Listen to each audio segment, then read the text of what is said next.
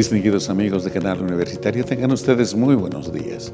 Soy el Dr. Gustavo Mendoza Ríos, profesor emérito de la Facultad de Medicina y médico ginecobstetra, que tiene el placer de ingresar a sus hogares mediante su programa Cuidemos tu Salud.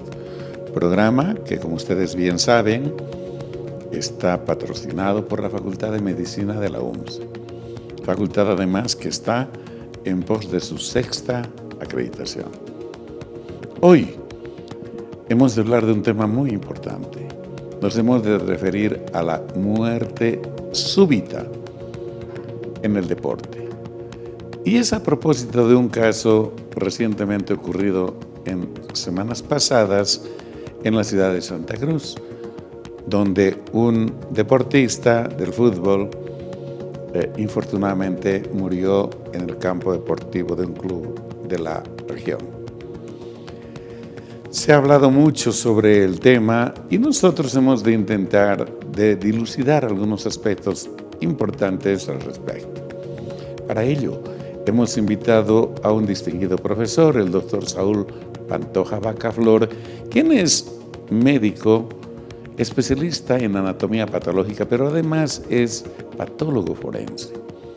Él está muy vinculado con el área deportiva, por lo tanto es una autoridad. El doctor Pantoja, además, es este momento el jefe de patología del Hospital Obrero número 1 en La Paz y es profesor emérito de nuestra facultad. Por lo tanto, hemos de hablar con alguien que conoce del tema a profundidad. La idea es que todos ustedes, amigos, tomen en cuenta las recomendaciones que puedan emerger de esta conversación que vamos a sostener con nuestro invitado. Pero antes de entrar de lleno a conversar con él, permítanme un minuto de reflexión. Estamos sumamente preocupados porque en los medios de comunicación en general, con alguna intención seguramente muy fácil de detectar, lo único que hacen todos los días es mostrar filas de pacientes que requieren atención médica en los hospitales. Y de forma casi indisimulada se pretende atribuir al cuerpo médico, incluye desde porteros hasta el director, de esta situación. No pueden comprender definitivamente de que este es un tema estructural, donde, para comenzar, la infraestructura es pésima. No sé dónde hay peor infraestructura que, por ejemplo, en el complejo hospitalario. No sé dónde. Este hospital, que tiene más de 100 años, tiene una infraestructura que era acorde en ese tiempo, hace 100 años. Obviamente necesitábamos enormes caserones, porque una de las cosas que había que garantizar era la ventilación, y ni con ventiladores se contaba entonces. Entonces, claro, se copió de la arquitectura europea de esta época. Pero además se requiere equipamiento, se requieren insumos y recursos humanos. Eso no le importa a nadie. Aquí lo único que importa es el fenómeno para generar conflicto contra el cuerpo médico.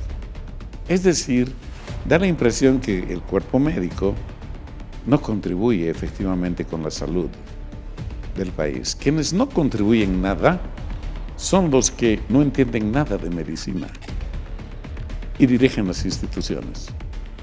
Creo yo que es hora de que pongamos los puntos sobre las i. ¿Qué hizo La Paz, distinguidas autoridades, para no tener un hospital de tercer nivel? ¿Qué pecado cometió? Porque acontece que la ciudad es capital, con población que es la 10ª parte de La Paz, tiene un hospital de tercer nivel. Pero esta ciudad, esta ínclita ciudad de La Paz, no. Y claro, hay que buscar un chivo expiatorio. Y por ahora lo están consiguiendo. Da un poco de molestia cuando se generan políticamente algunos grupos que supuestamente se van a sentir perjudicados por alguna situación para ir exactamente contra lo mismo. No mezclemos las cosas.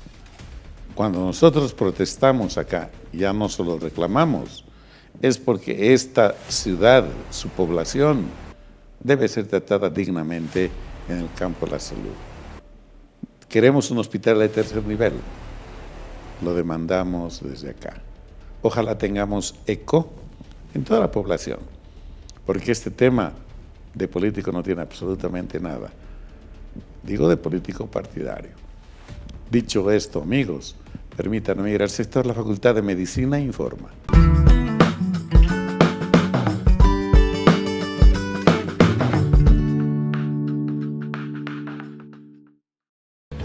Distinguidos amigos, nuestra actividad siempre está ligada con la actividad de la Facultad de Medicina, que es intensa. Ahora les mostraremos de forma breve cómo es que los estudiantes de la facultad y sus carreras hacen actividades en torno de la celebración del Día Mundial de la Salud y por supuesto también de todo lo referido al Día Mundial de la Urea.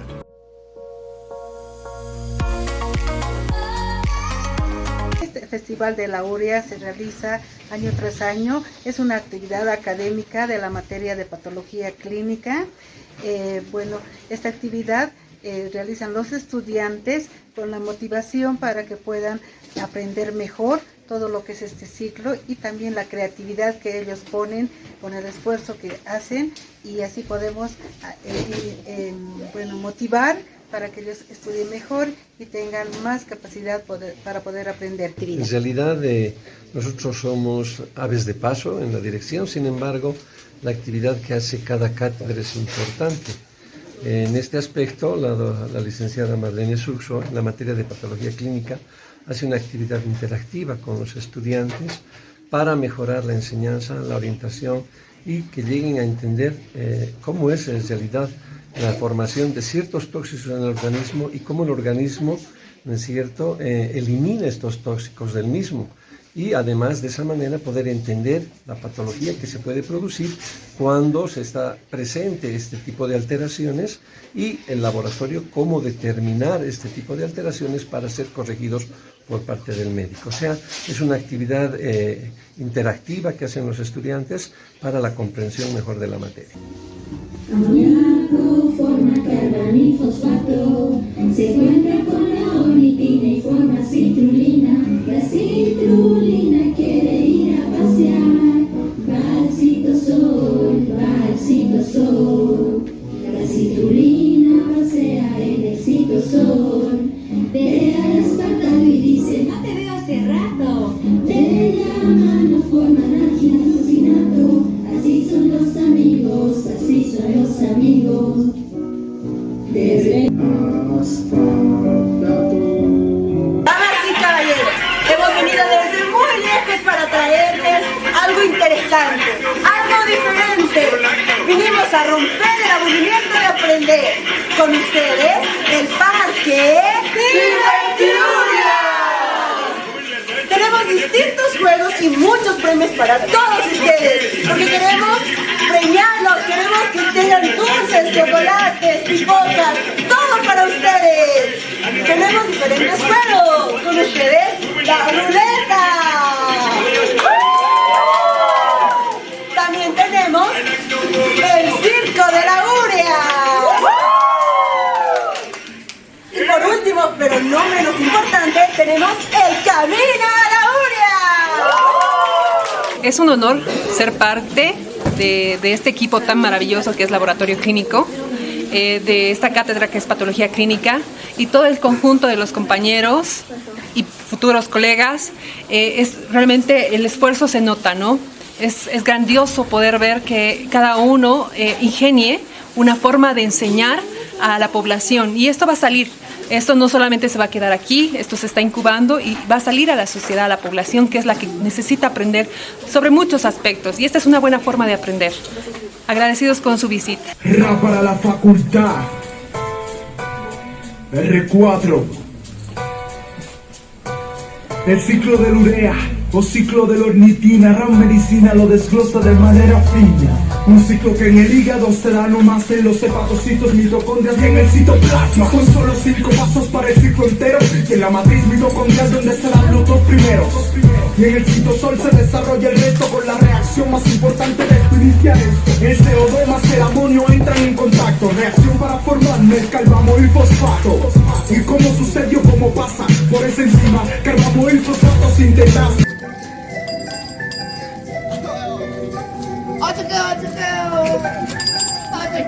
¡Está doliendo! ¿Qué ha pasado, Eleuterio? ¿Qué ha pasado? ¿Quién eres vos? Yo soy el doctor del pueblo. Ah, ya. Contame, ¿qué ha pasado? ¿Qué te duele? Aquí se me está doliendo. ¿Dónde? ¿Qué está pasando? Te está doliendo tu hígado. ¿Qué? Hígado. ¿Mi hígado? No, hígado. Hígado. ¿Qué haces? ¿Pero qué? ¿Por qué? ¿Qué ha pasado? Te cuento que estaba manejando mi bici. Ya. De pronto un accidente he tenido. Estaba manejando, un Corolla se ha aparecido. Acá me he caído como sapo, me he caído. Fíjate, Eleuterio, entonces estás mal. Pero creo que aquí te estoy viendo algo. ¿Qué cosa tienes? ¿Me quieres besar? No, Eleuterio, te estoy revisando. Entonces, según los síntomas que presentas, puede que tengas la urea elevada, ¿sí? ¿Me voy a morir? No, Eleuterio, tranquilo. Pero normal. ¿Qué cosa es urea? ¿Qué te puedo explicar lo que es la urea? ¿Así? También voy al baño, Bueno, la urea es el último paso del catabolismo de los aminoácidos y es muy importante ya que representa el 90% de los desechos nitrogenados en la orina. Actividades distintas que tratan primero de motivar, de incentivar, por supuesto después, y de transmitir a la población estas actividades por lo importantes que son. Veamos las notas.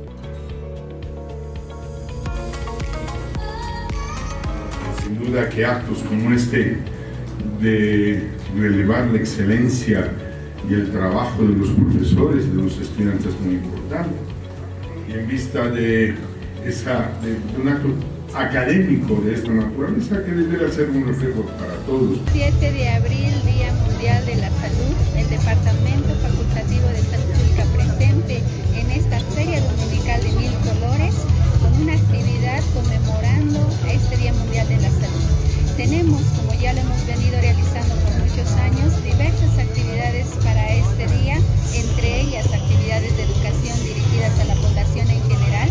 También estamos realizando la prueba de antígeno nasal.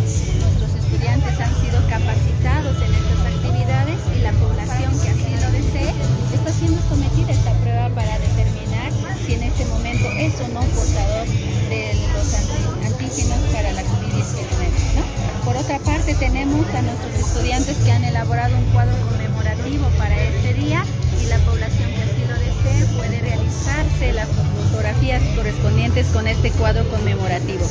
También tenemos el área de juegos educativos que están dirigidos para los niños y para los adolescentes, y en esta actividad, además de la información que ya han recibido, van a poder generar otros aprendizajes que les van a permitir concretar que la salud es muy importante y que la salud no había sido solamente la ausencia de una enfermedad, sino ese estado completo de bienestar físico, mental y social.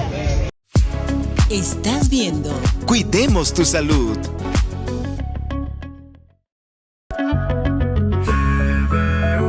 Estamos para ti.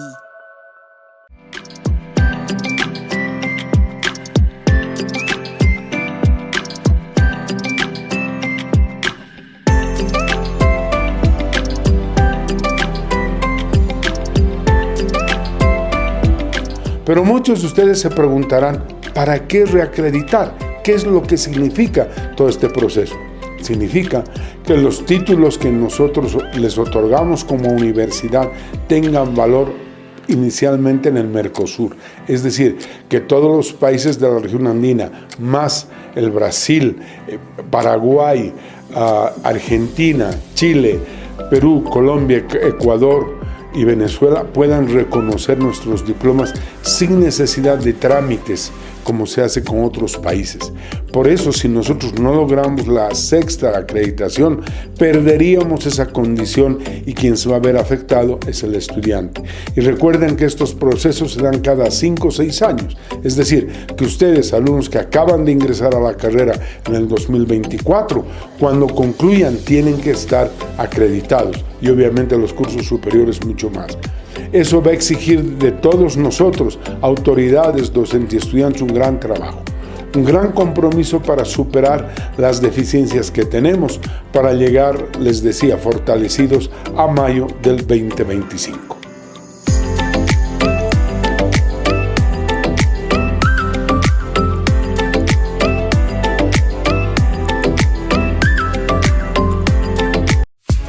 Estás viendo Cuidemos tu Salud. Distinguidos amigos, como lo habíamos señalado precedentemente, está con nosotros nuestro invitado de hoy, el profesor doctor Saúl Pantoja Bacaflor. Lo dijimos y lo reiteramos. El doctor Saúl Pantoja es médico especialista en patología forense y es además médico anatómopatólogo. Tiene su base de trabajo en el Hospital Obrero número 1, de donde es jefe del servicio precisamente. Y en nuestra facultad es un profesor emérito de la asignatura de anatomía patológica, pero además es profesor de posgrado.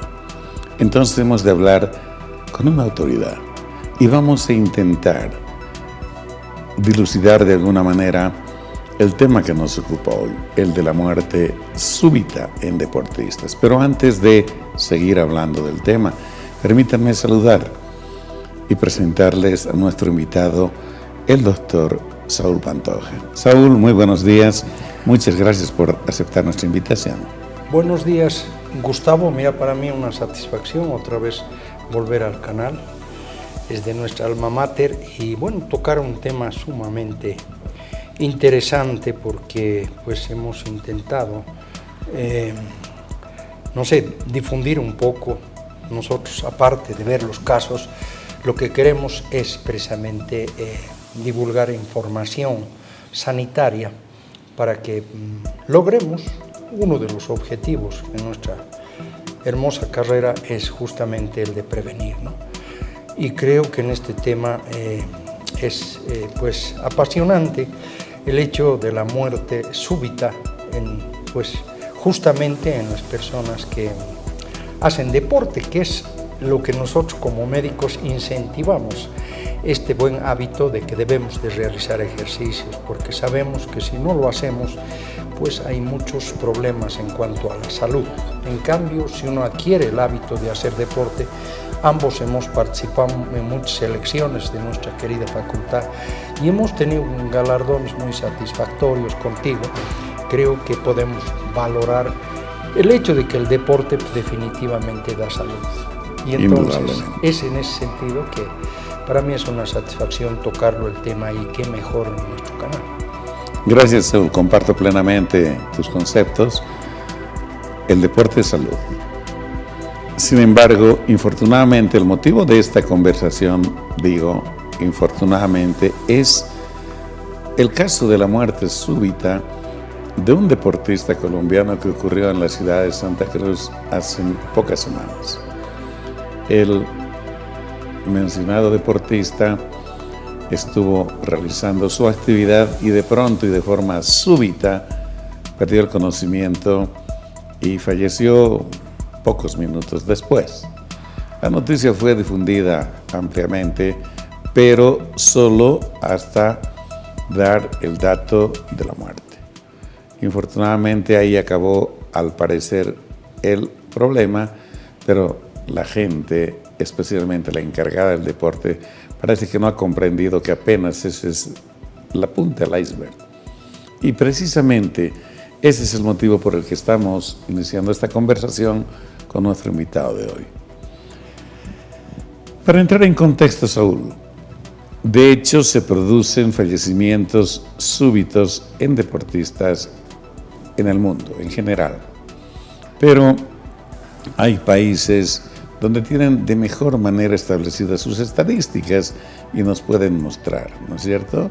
Yo estuve viendo algunas muy disímiles, seguramente tú nos vas a aclarar, por ejemplo, entre una muerte en 23,000 personas que practican deporte y 1 millón inclusive en los otros casos donde acontecen estos problemas.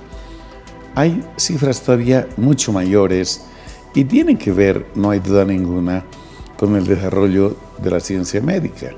En un caso, seguramente hacen mucha prevención y se les escapa algunos casos que generan muerte, y en el otro extremo, un poco más después del saludo, no hacen nada para valorar la salud de los deportistas. Saúl, para que la gente nos pueda mejor seguir y entender, ¿cómo debemos entender la muerte súbita de una persona que practica deporte? Sí, mira, es un tipo de muerte especial que, es decir, aparece de forma inesperada. Es un paciente que aparentemente y desde el punto de vista clínico es una persona que gozaba de buen estado de salud, ¿no? Y esto es de causa natural, no hay datos en la autopsia de trauma o de violencia. Y en un corto tiempo, es decir, aparecen, algunos síntomas.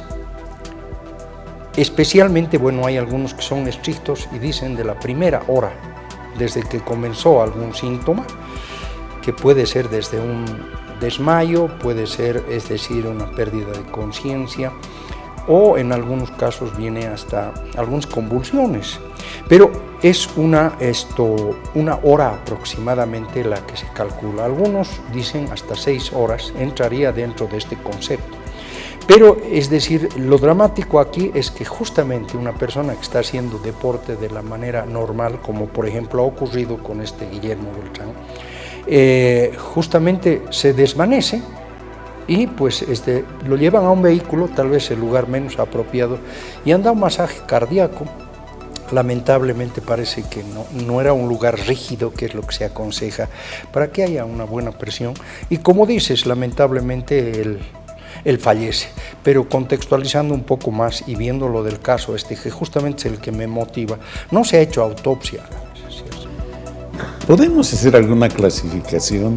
Sí, cómo no, o sea, hay varias clasificaciones. Bueno, hay una que se basa en casos certeros, probables o presumibles, ¿no? El caso certero es aquel en el que hacemos la autopsia que nosotros le llamamos cardíaca, porque el 80% está localizado en este órgano. Correcto. Entonces, nosotros al hacer una autopsia con un protocolo riguroso, encontramos alguna situación anómala en cuanto a la morfología de ese corazón, y entonces nosotros podemos decir certeramente. Es probable porque hay algunos datos que dentro del corazón nos están indicando que puede ser, y es presumible cuando no encontramos absolutamente nada. Y hay muchos casos, se están aumentando muchos, en los cuales morfológicamente el corazón está totalmente íntegro, morfológicamente normal.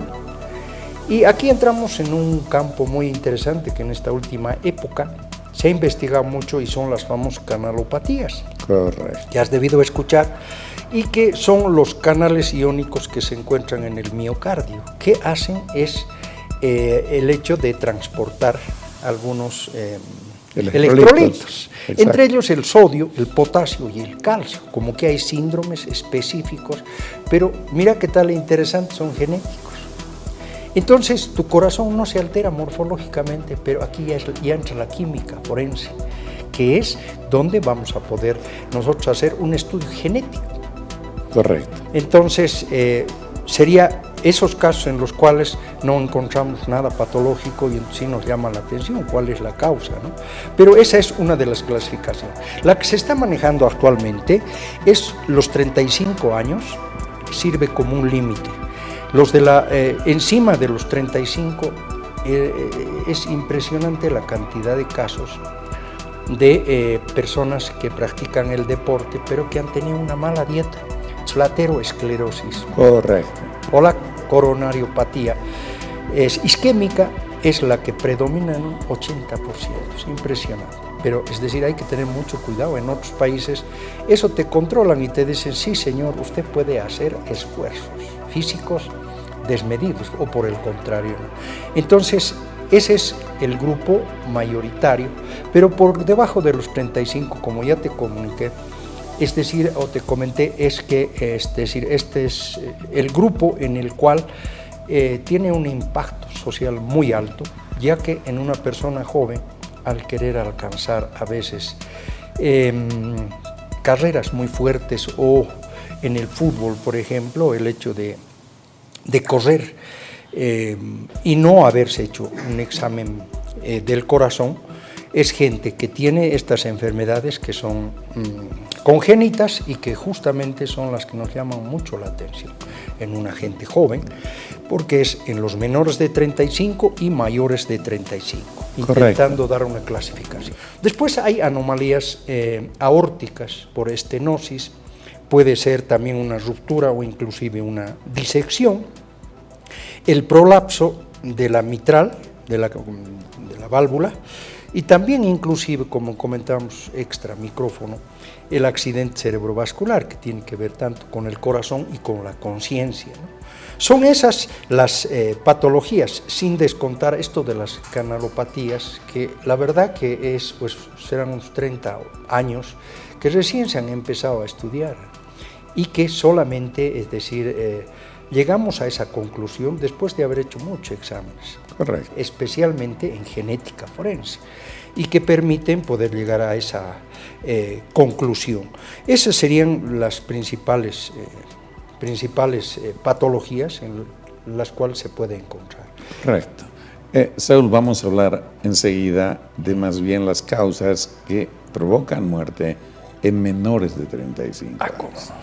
Amigos, pero ahora permítanme unos segundos y enseguida estamos de retorno. Estás viendo Cuidemos tu Salud.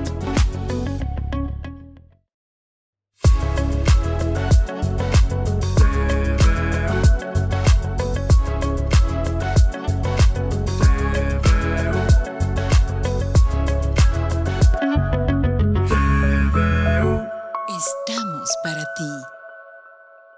Amigos, le hemos de plantear al profesor Pantoja una pregunta que estoy seguro es de interés de todos ustedes. Saúl, hablemos de las causas que provocan muerte súbita, pero en menores de 35 años, porque estos son los que están prácticamente en la plenitud, aparentemente, de su salud y de su rendimiento y de su carrera. Y de pronto nos sorprende. En Europa, hace un par de meses atrás, un joven africano también falleció súbitamente y no fue posible salvarle la vida. Dentro de los datos, Gustavo, se me olvidó mencionar que fíjate que se han hecho estudios en Europa y por supuesto en el África. Hay un 40% de los futbolistas que migran al fútbol europeo. Claro que sí. Entonces hay un 40% de ellos, fíjate, no es una cifra despreciable. Muchos de ellos, se han hecho estudios donde se ve un engrosamiento de la pared del corazón del lado izquierdo. El ventrículo principalmente. Exactamente. Entonces, mira, eso, ¿qué es lo que provoca? Son alteraciones en el ritmo cardíaco. Pero además de producir en el ritmo cardíaco, es alto el porcentaje de estos pacientes con hipertensión arterial, que por supuesto es una desventaja ya para entrar en un plan competitivo.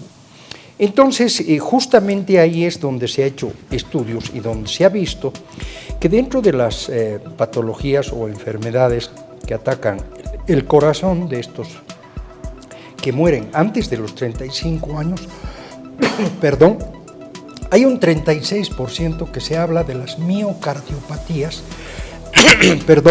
miocardiopatías, ¿no? Y que son, es decir, problemas del miocardio, son patologías o enfermedades del miocardio que justamente tienen que ver algo con el aspecto genético.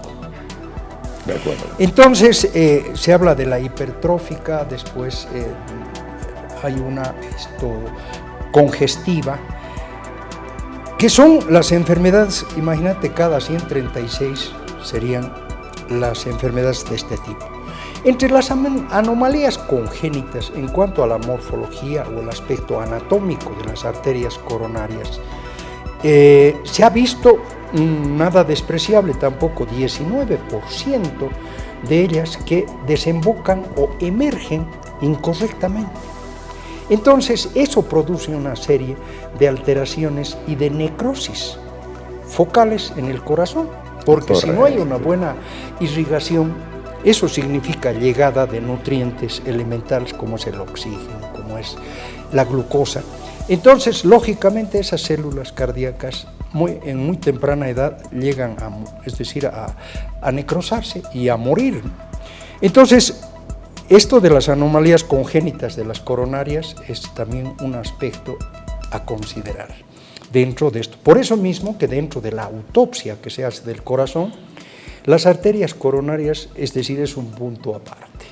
De acuerdo, pero además, Saúl, son arterias terminales. Así es. No tienen pues colaterales. Colaterales. O sea, esa es una desventaja respecto a otros órganos que son bien oxigenados, podríamos decir. Y a la vez, esto que acaba de decir, esta anomalía que genera pequeñas zonas de necrosis, terminan provocando o como otro factor predisponente para que más adelante haga el cuadro de muerte súbita. Obviamente por la razón explicada. Explicada. Es un órgano, o sea que esto, lamentablemente en algunos aspectos, y pensar que es tan importante esto, Gustavo, el corazón, ¿no? Desde luego. Y que justamente es eso. Y en tercer lugar podríamos mencionar la hipertrofia idiopática del ventrículo izquierdo, que se presenta aproximadamente en un 10% y también está entre las enfermedades, o sea que no son tan frecuentes, pero se ha visto en algunos deportistas. Y esto de las canalopatías, que para poder definir se tratan de cardiopatías que tienen un factor genético definitivo. Hay familias enteras en Europa tienen esta patología, pues inclusive hay algunas poblaciones donde un alto porcentaje tienen esta patología, ¿no? Y como ya hemos dicho, ¿qué es lo que afecta? Los canales iónicos, es decir, de los electrolitos, sodio, potasio y calcio, como ya hemos mencionado, y fósforo, en los cuales hay verdaderos síndromes, pero lo más importante es que morfológicamente estos corazones no nos presentan absolutamente. Es decir, un gran desafío para el patólogo forense para que, por descarte, vayas llegando a estas canalopatías que por su frecuencia, felizmente, no afectan a muchos deportistas, pero conviene tomar en cuenta, ¿sí? Porque hay algunos verdaderos síndromes, o sea, conjunto de signos y síntomas que se presentan.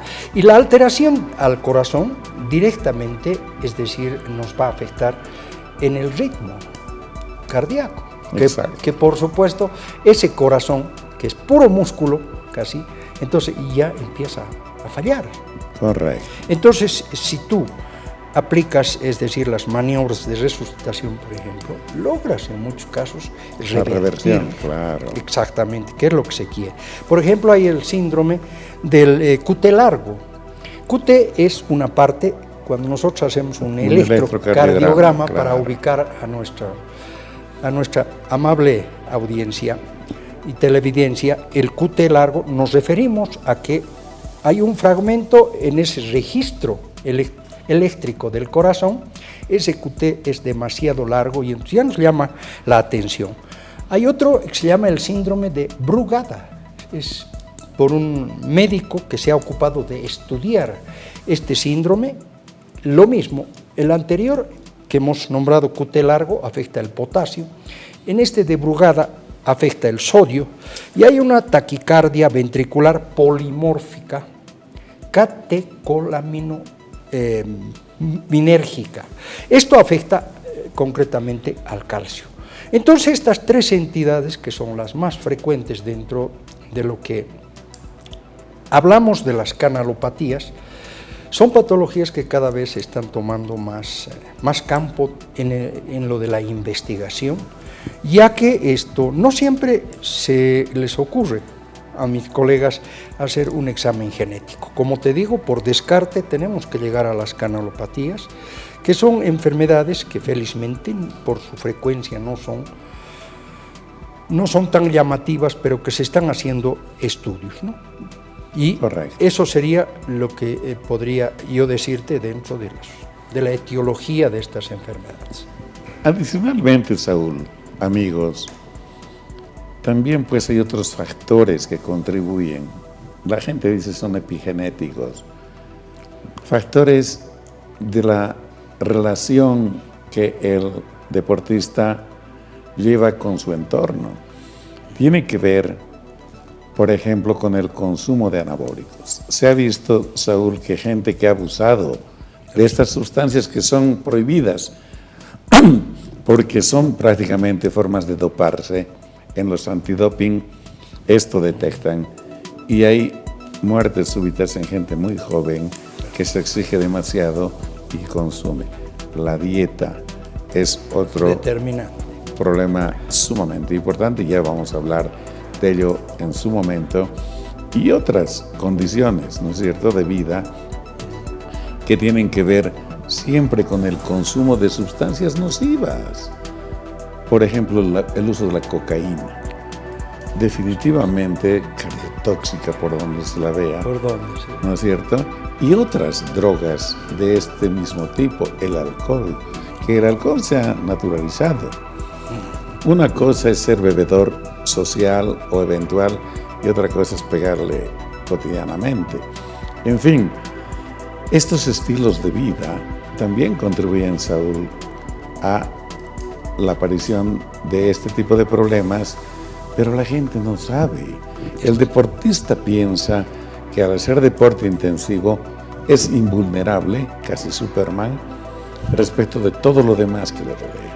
Entonces fuman los deportistas, beben los deportistas, trasnochan, y cuando necesitan de un poco más de apoyo, exigen. Claro, y ocurre, amigos, que eso genera estrés. Y lo que decía el doctor Saúl, las catecolaminas, que son respuestas prácticamente a estados de exigencia, para decirlo de alguna manera, incrementan, y eso produce hipertensión, lo que tú dijiste, y taquicardia, o sea, aumento de la frecuencia cardíaca, y todo esto altera la función del corazón y terminan provocando taquicardias terribles que al final son las que provocan el paro, ¿verdad? Así es. No, yo creo que es muy importante, es decir, el hecho de tener ciertos hábitos, ¿no? Que para ser deportista yo creo que es conveniente el hecho de la dieta, que es fundamental, esto de nuestro consumo tan exagerado a veces de grasas, especialmente de origen animal, se van a depositar ¿dónde? A la pared de las arterias, y especialmente las más propensas justamente son las coronarias, que son las que más absorberían. Las otras le siguen en frecuencia las del polígono de Willis, que lamentablemente son los que producen esos accidentes cerebrovasculares en la base del cerebro, de difícil acceso y solución quirúrgica. Entonces, como dice, es importante. El hecho de, es decir, querer alcanzar marcas que los lleven a la gloria a los deportistas, especialmente a los atletas, es que se meten a consumir una serie de sustancias para que justamente esto se mejore el rendimiento. Exacto, y se alcancen marcas que realmente les permitan sobresalir. Entonces ahí es donde se comete barbaridades contra nuestro propio corazón. Y yo solamente en paréntesis te digo, por ejemplo, una de las cosas que ando estudiando es el fentanilo, que es una droga que ha superado a la coca o a la cocaína. Correcto. Entonces, usan para pildorear también. Para pildorear, exactamente, pero apenas con 1 o 2 miligramos, imagínate, Gustavo, lo matas. Claro. ¿Y qué es lo que ataca? Es el corazón, con una arritmia que es tremendo, ¿no? Y entonces así, es decir, y en este sentido del dopaje, los anabólicos y demás cosas, conocemos cómo hay mucha gente, o sea que quiere utilizar justamente con ese objetivo de alcanzar un poco objetivos, valga la redundancia, es decir, que dañan mucho al corazón, porque también, como decías, por ejemplo, la cocaína es tremendo, es decir, produce una serie de alteraciones en el corazón que justamente ellos fallecen por un paro cardíaco, ¿no? Es el evento final, donde hay una arritmia, donde pues mueren, ¿no? Pero creo que es importante, y tal vez adelantándonos un poco a lo que es... bueno, aparte de eso, quiero yo decirte que los patólogos forenses tenemos un protocolo muy bien establecido, ¿no? Donde esto tiene importancia desde el levantamiento del cadáver. Por supuesto. ¿No? Después hay pruebas toxicológicas. Ahí vamos, a lo que estábamos conversando, porque cuidado, puede haber un contribuyente ahí que sirva como gatillo, ¿no? Aparte de eso, las pruebas genéticas. La autopsia genética ahora se ha vuelto en algo, en países desarrollados y donde hay presupuestos, una de las, es decir, de las pruebas más importantes en la autopsia. Por eso se llama autopsia genética, ¿no? Y después de eso es el hecho de investigar un poco, es decir, patologías, la historia clínica para nosotros, aunque no pareciera, y no siempre se lo hace Gustavo, es decir, no se estudia nada. Correcto. Y eso no es correcto. Es decir, si tú quieres hacer un buen protocolo y investigar a un deportista que haya muerto súbitamente, necesariamente tienes que tomar en cuenta todos estos aspectos que hemos mencionado. Amigos, vamos a seguir hablando del tema. Hemos de hablar de la prevención y a lo mejor el manejo, pero tengan la gentileza de guardarnos unos segundos, por favor. Estás viendo Cuidemos tu Salud.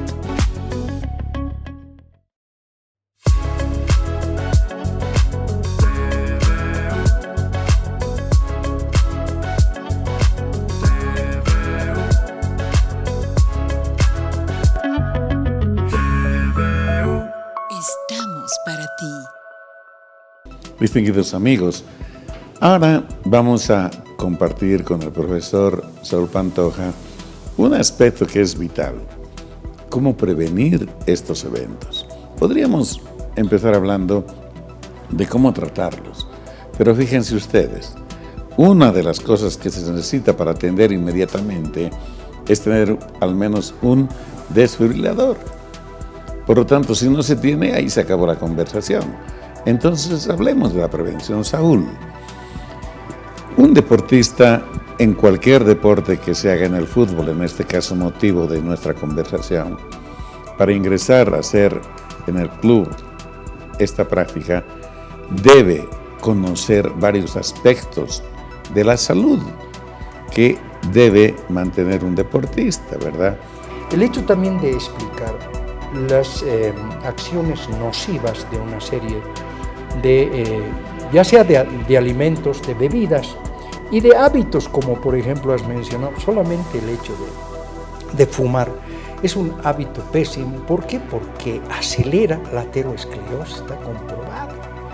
Pero además produce hipertensión, etcétera. La hipertensión y una serie de complicaciones dentro del organismo que no es aconsejable para un deportista. Desde luego. Entonces creo que es un inicio feliz el que hacen estas instituciones de poder aclarar, darles pequeñas charlas, pero donde se aclara qué es lo bueno para la salud del corazón, que es el órgano que, digamos, en estos casos de los deportistas con la muerte súbita, justamente es el órgano al cual, es decir, hay que darle mucha importancia. Y entonces, digamos que es un buen inicio ese, ¿no? Y como te digo, inclusive hasta estudios genéticos en muchos de los niños, porque resulta que estas enfermedades de las canalopatías y las otras mencionadas no se manifiestan sino en la juventud. Recién en la juventud se manifiestan y hay un gatillo. ¿Cuál es? El gatillo es cuando se quiere hacer un sobreesfuerzo, claro, donde el corazón no está preparado y entonces viene es el inicio y el final de estos deportistas, lamentablemente. Entonces creo que esto es importante, esto que has tocado como un primer punto, es esto de la dieta, pero además de eso, lo que es nocivo para el corazón y en sí para el deporte. Y no solo eso, Saúl, fíjense amigos, el organismo que se esfuerza y que rinde a veces de forma extrema, tiene que descansar también. Y las horas de reposo son sumamente importantes. Un deportista debe tener una condición que va desarrollando paulatinamente y para eso necesita un asesoramiento, para que paulatinamente alcance un nivel de rendimiento. Yo estuve escuchando, no hace pocos días, a un exfutbolista a propósito de otro que llegó a un club con algunas lesiones. ¿Y qué dijo él? Para estar en su punto, si no se vuelve a lesionar, requiere 2 años para alcanzar el mejor nivel competitivo. Amigos, esto así de simple es. Pero otra cosa, esto que acaba de señalar el profesor Pantoja, el del electrocardiograma, claro que es el arranque. Porque entonces necesitamos, Saúl, para atender a estos deportistas, un deportólogo o un cardiólogo dedicado al área o un deportólogo con conocimientos de fisiología humana a fondo. Entonces, sí hemos de tener la posibilidad de poder prevenir detectando las cosas oportunamente y manejando y tratando. Si el distinguido profesional encuentra que hay algo que investigar, por ejemplo, en el corazón, hará un ecocardiograma, ¿no es cierto? Más sofisticados y de imagenología. Y otros de imagenología también que sean necesarios. Pero eso, distinguidos amigos, es la rutina, no es la excepción. El examen cardiológico, el clínico completo, mínimamente un par de veces por año, los deportistas deberán someterse. Yo creo que de esta manera hemos de, por supuesto, garantizar una buena práctica, pero fundamentalmente una buena salud para estos compañeros. ¿Qué dice? No, estamos de acuerdo. Aquí en nuestro país, por ejemplo, los deportistas creo que solamente cuando hacen cambio de club o una transferencia, te dicen, sí, entonces primero el examen médico, pero no, pues no, es decir, no funciona así la cosa. Yo creo que es importante el hecho de que por lo menos, en mi opinión, una vez al año, en los países europeos y Norteamérica son 2 o 3 veces que les hacen ciertas pruebas, ¿no? Claro que el grado de desarrollo influye mucho, pero creo que el deporte es un área en el cual nosotros recomendamos de crear ese hábito, pero si no lo apoyamos, hablar esto, creo que no es. Ahora, en cuanto te decía, y aprovecho, muchos campos deportivos no tienen ni lo más elemental. Exacto, creen que con 2 vendas está resuelto. Ya está, no, y con alguna friccióncita, y no ves que le ponen ese spray en grandes cantidades.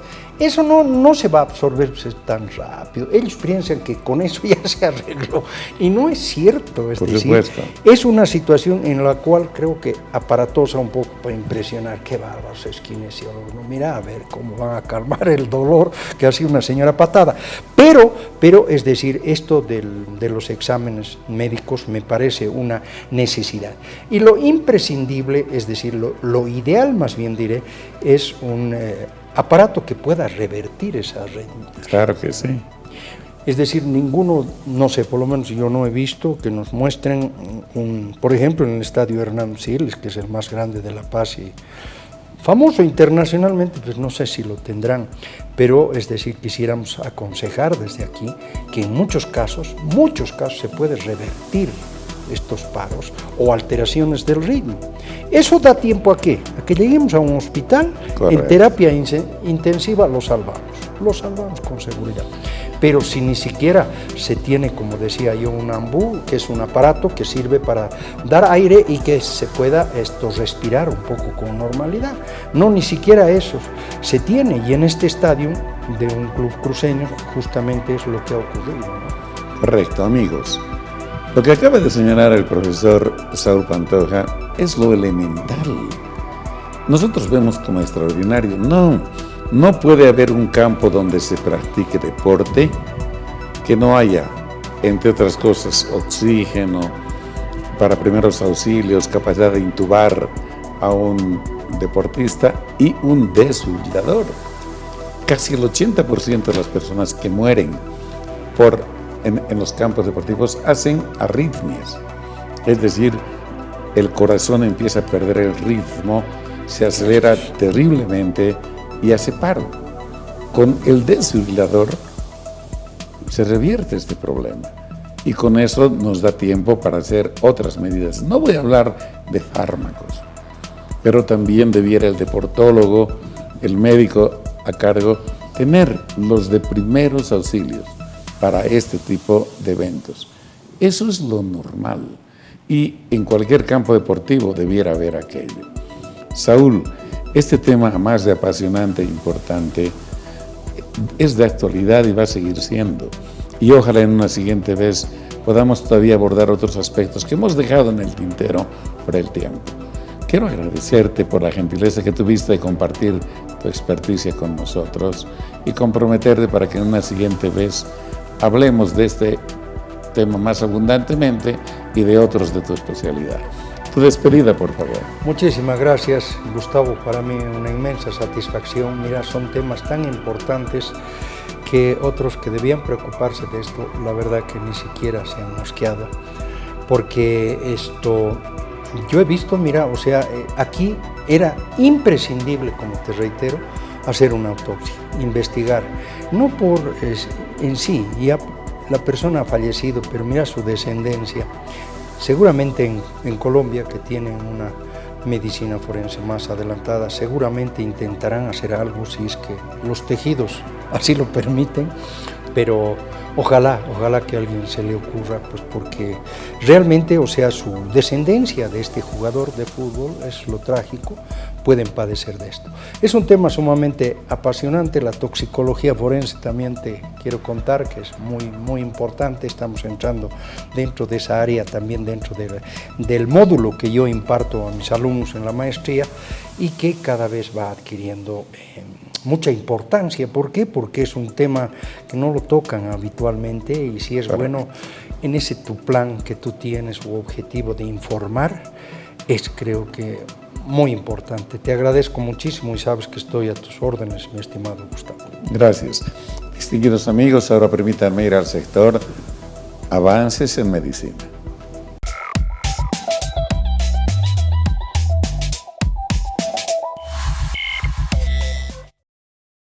Pasemos al fascinante universo de la medicina. El año 2024 se perfila como testigo de transformaciones extraordinarias, impulsadas por la IA, la realidad virtual y la impresión 3D. Estos avances no solo modificarán los paradigmas de diagnóstico y tratamiento, sino que también redefinirán las fronteras de la atención médica. En el ámbito del diagnóstico, la IA emerge como un protagonista revolucionario. Aplicaciones especializadas utilizarán imágenes médicas, como radiografías y resonancias magnéticas, para identificar enfermedades con una precisión que sobrepasa las habilidades de los médicos humanos. No solo acelerarán los diagnósticos, sino que también elevarán significativamente la precisión, promoviendo resultados más efectivos para los pacientes. Adicionalmente, la integración de datos de salud electrónicos permitirá a las aplicaciones de IA reconocer patrones indicativos de la presencia de enfermedades. Imagina una aplicación que, al analizar registros médicos electrónicos y datos de wearables, pueda identificar signos tempranos de enfermedades como la diabetes tipo 2. La colaboración más profunda entre la IA y los sistemas de atención médica permitirá a los médicos utilizar estas herramientas para diagnósticos precisos, tratamientos y gestión de la atención. Las cirugías guiadas por realidad virtual representan una revolución en la práctica quirúrgica, proporcionando a los cirujanos una vista tridimensional de la anatomía del paciente. La realidad virtual mejora la precisión y eficiencia de las cirugías. Este enfoque reduce el riesgo de complicaciones, al permitir identificar estructuras anatómicas con mayor precisión. La integración más profunda de la realidad virtual con sistemas quirúrgicos, como imágenes médicas y navegación quirúrgica, dará lugar a una nueva era de precisión quirúrgica. En el 2024, anticipamos que la realidad virtual se utilizará en una variedad más amplia de procedimientos, incluso aquellos que actualmente se realizan mediante técnicas tradicionales.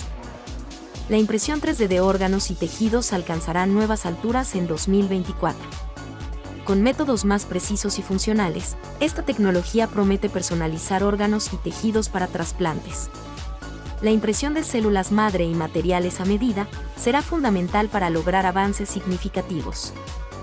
Se espera el desarrollo de nuevos métodos para imprimir órganos y tejidos más complejos y funcionales. La utilización de materiales innovadores y técnicas avanzadas superará las barreras actuales, permitiendo la impresión de estructuras más intrincadas. Amigos, esto fue todo por hoy. Pero antes de despedirnos, vale la pena reiterar que la alimentación, una buena nutrición, el deporte, son parte importantísimo de nuestras vidas. Esto contribuye efectivamente no solamente a disfrutar de la vida, sino a vivirla bien. Debe ser hábito en nosotros y en los que vienen detrás nuestro. Tomen en cuenta las recomendaciones que hoy dejamos en la conversación que tuvimos con nuestro invitado. Deseamos sinceramente que pasen un lindo fin de semana, disfruten de la familia, pero especialmente los chicos, de quienes ustedes y yo somos el ejemplo. Hemos dicho, las acciones son infinitamente más contundentes en el tema de ejemplos que las palabras. Gocen del fin de semana y de la familia. Tengan ustedes muy buenos días.